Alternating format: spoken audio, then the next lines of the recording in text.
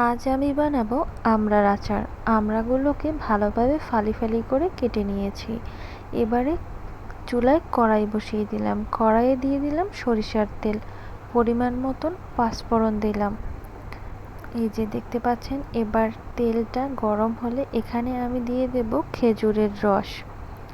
আজ আমি চিনি দিয়ে বা গুড় দিয়ে, গুড় বলতে খেজুরের রস দিয়ে, এটা আমার বাসায় ছিল, সেজন্য এই খেজুরের রস দিয়েই আমি আচারটা বানিয়ে ফেলবো। এবার পরিমাণ মতন লবণ দিয়ে দিয়েছি, সামান্য মরিচের গুঁড়া আর রসুন দিয়ে দিলাম।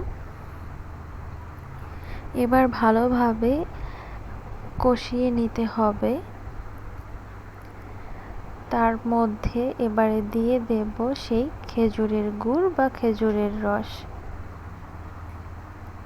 এই যে দেখতে পাচ্ছেন আপনারা, এটা দেওয়ার পরে এই যে আমার আমড়ার আচারটা প্রায় হয়ে যাচ্ছে।